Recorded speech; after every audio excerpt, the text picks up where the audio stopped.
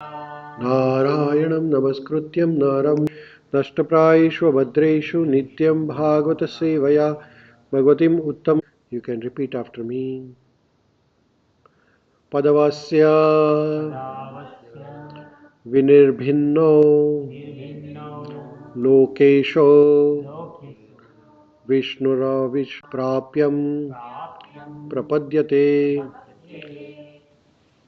I'll recite the whole shloka for benefit of all of us. Padavasya vinirбhinno lokesho vishnuravishat gatya swamshena purusho yaya prapyam prapadyate. And the demigods named Vishnu entered with the partial movement. This helps the living entity move his destination. So now there is a mention of name Vishnu here, but this Vishnu is not, and this demigod Vishnu, which is not the Mahavishnu, Garbhodakshaya Vishnu or Karanodakshaya Vishnu, none of those Vishnus. This is the demigod whose name is Vishnu, who is the representation of the legs of the Supreme Personality of Godhead.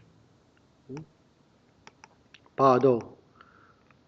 Pado means the legs. So we have seen that various organs of the body of Supreme Lord, Vishwarupa, they are formed by various Devi Devtas. Mouth is formed by Agni Devta, which was mentioned. Vacha swamshena vaktavyam yayashu pratipadyate, where Maitreya Rishi was mentioning to Vidurji that Agni or heat represents the mouth of the Vishwarupa. Then Nirbhinna Talu Varuno. Varuna is Varun Devta. Varun Devta represents the tongue of the Supreme Personality of Godhead. Then in the shloka number 14, then Nirbhinno Ashvino Nase. Nirbhinno Ashvino Nase. Ashvina Kumar represents the nostrils of the Vishwarupa of Lord. Then 15th shloka, Nirbhinno Akshani Tvastha. Eyes, Akshini means eyes, and Tvastha means the sun. The sun represents the eyes of the Supreme Personality of Godhead. Then shloka number 16, Nirbhinna Ashya Charmani. Lokapala Anilaha Avishat. Anil means the Devta or demigod who gives the direction to the wind. So Anil Devta, he is the one who is representation of touch, because of whom we can feel the touch, which is the Vishwarupa of Lord. The touch sensation is formed by Anila Devta. Then Karnava Ashya Vinirbhanno Dishyanam Swa Vivishurdisha. The ears of gigantic form of Lord are mentioned by all the 8 directions of the demigods or deities personal, representing all the 8 directions. So the ears are represented by them. Then Tvacham Asya Vinirbhinnam Vivishwam Dishyam Oushadho. When then the skin has 2 types of sensation. One is the touch and second is the itching. And the controlling deities of sensation and different parts, they are responsible for the touch and the itching sensation of. And the name of the deity is Aushadhe. Aushadhe. So there is a separate manifestation of skin controlling deities of sensation, and the different parts entered into it, and thus the living entities feel itching and touch sensation. So here, according to Vishwanath Chakravarti Thakur, the controlling deity of the hairs on the body is Aushadhya. And then Medram Tasya Vinirbhinnam Swadishyam Ka Upavisha. The genitals of the Vishwarupa is formed by Prajapati. And then the evacuating organs, Gunda Pumsho Vinirbhinno Mitra Lokesha Vishat. Mitra Devta represents the evacuating organs. And then the hands of Lord in the Vishwarupa is formed by Hastava Asya Vinirbhinno Indra Swapatir Divi Avishat. Indra Devata represents the hands of the Vishwarupa of Lord. And now we are talking about the legs of Lord Vishwarupa. And legs are formed by a Devata whose name is Vago Isha Dhishyanam Avishat Bodhe Namshena Bodhavyam Pratipatir Yato Bhavet. Now the intelligence, when the intelligence of gigantic form separately became manifested, Brahma, the Lord of Vedas, entered into it with the partial power of understanding. And thus an object of understanding is experienced by living entity. So Brahmaji represents the buddhi. Maitreya ऋषि बता रहे हैं विदुर जी को. तो यहाँ पे Brahma ji represents intelligence of Supreme Personality of Godhead, because Brahma ji is the Lord of all the Vedas. All the Vedas, actually all the Vedas were originally told to Brahma ji by Lord Krishna, but then Brahma ji remembered all the Vedas and then he told it to Narad Muni.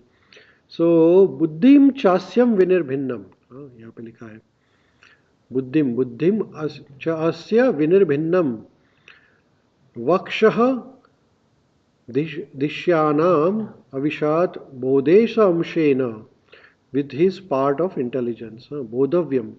So here Buddhi is represented by Brahmaji. And then the next shloka, Buddhi, then comes the mind. Hridayam chasya vinirbhinnam chandrama dishyam avishat manasamshena yeneshu vikriyam pratipadyate. Then comes after that, the heart of gigantic form separately manifested itself, and into it entered the moon demigod with partial mental activity.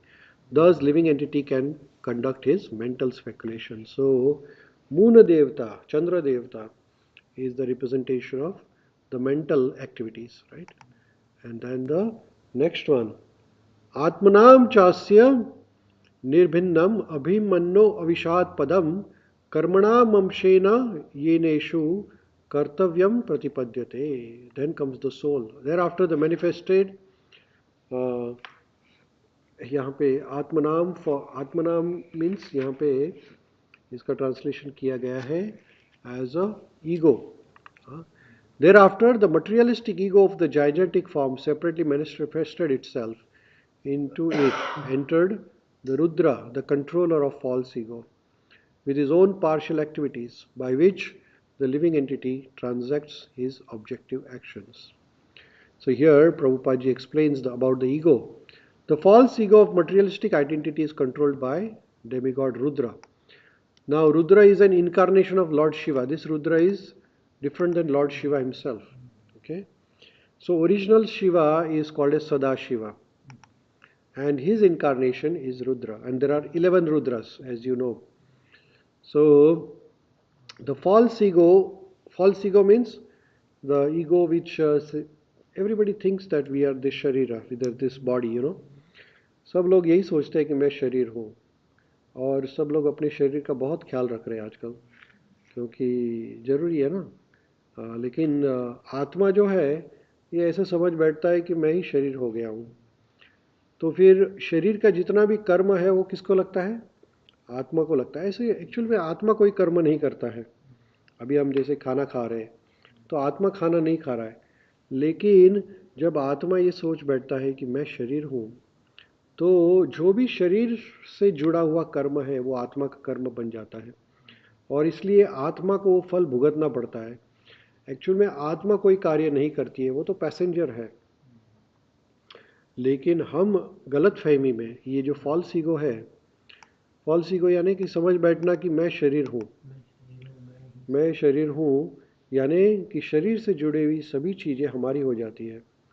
तो फिर पति पत्नी पैसे धन संपत्ति ऐसा हम मान बैठते हैं कि मैं ही शरीर हूँ. तो फिर ये शरीर में हम बंध जाते हैं, बंधन हो जाता है शरीर का.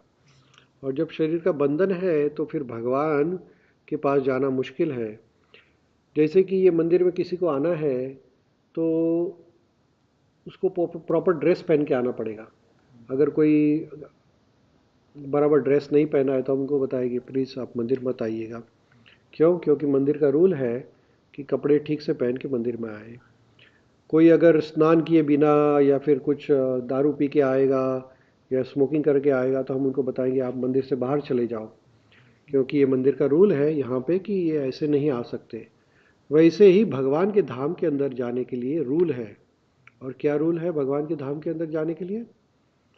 तो गंदा नहीं जा सकता है आदमी। गंदा यानी जैसे कि यहाँ गंदा आदमी अंदर नहीं आ सकता है, जो बैड है वो नहीं आ सकता है। वैसे ही अगर हमारा शरीर से अटैचमेंट है तो हम भगवान के धाम नहीं जा सकते। क्यों?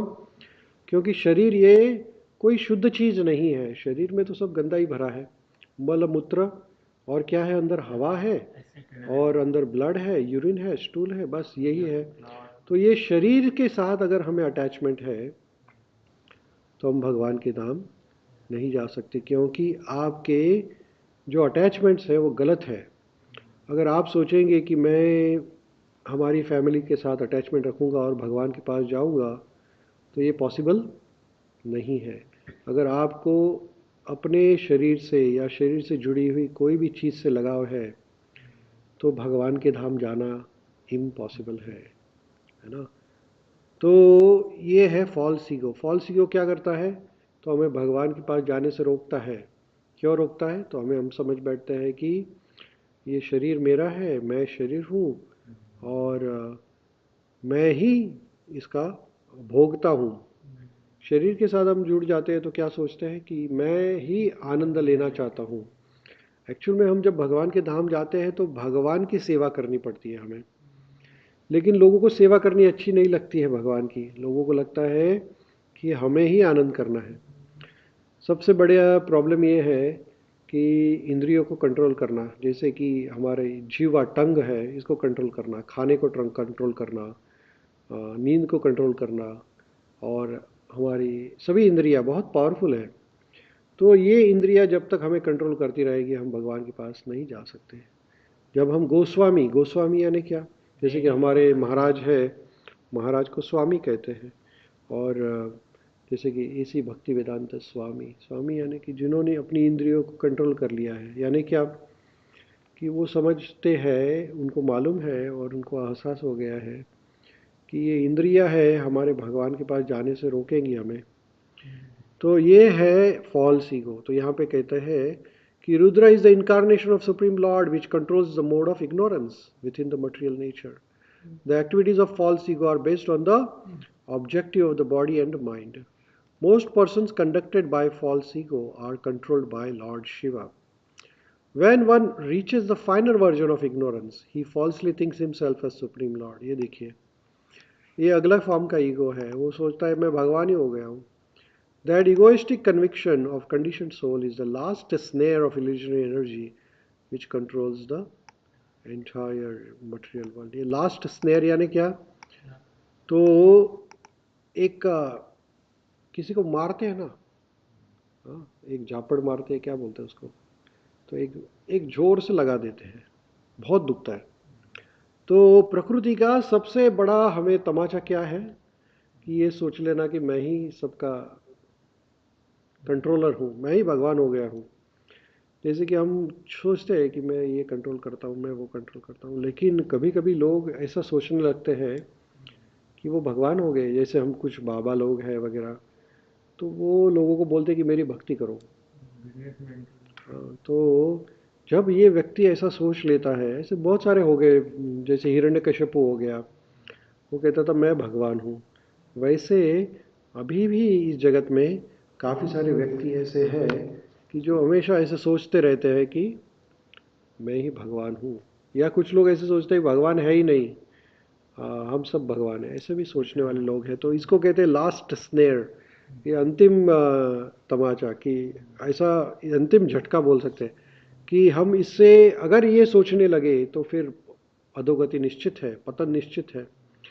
तो हमें ये ध्यान में रखना है कि अगर हम भगवान के पास जाना चाहते हैं तो हम शिव जी को प्रार्थना करें कि हे प्रभु आप हमें कृपा करिए कि हम भगवान के पास जा सके। ये ईगो जो है, ये हम शिव जी को प्रार्थना करें कि आप हमारा ये ईगो निकाल दीजिए। हाँ, तो हम महादेव जो रुद्र है वो अधिष्ठाता देवता किसके हैं? तो ये फॉल्स ईगो के। तो हम महादेव जी से प्रार्थना कर सकते हैं कि हे प्रभु, आप ये इसको कंट्रोल करते हैं, तो क्या आप मेरे पे कृपा कर सकते हैं?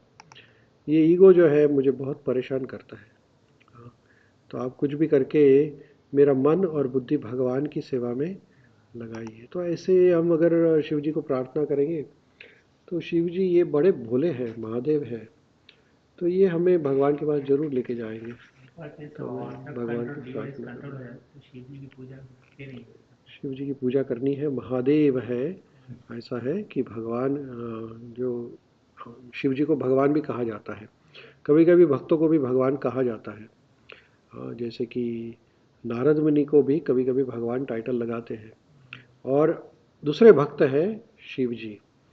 शिव जी को भी महादेव कहते हैं, लेकिन उनको भगवान शिव भी कहते हैं, क्योंकि भगवान के जो सबसे प्रिय भक्त है उसमें शिव जी का स्थान आता है। इसलिए जब भी आप शिव जी को मिले, तो शिव जी को प्रार्थना करिए कि हे प्रभु, आप हमें भगवान के पास लेके जाइए। तो ग्रंथराज श्रीमद् भागवतम की जय, श्रील प्रभुपाद की जय।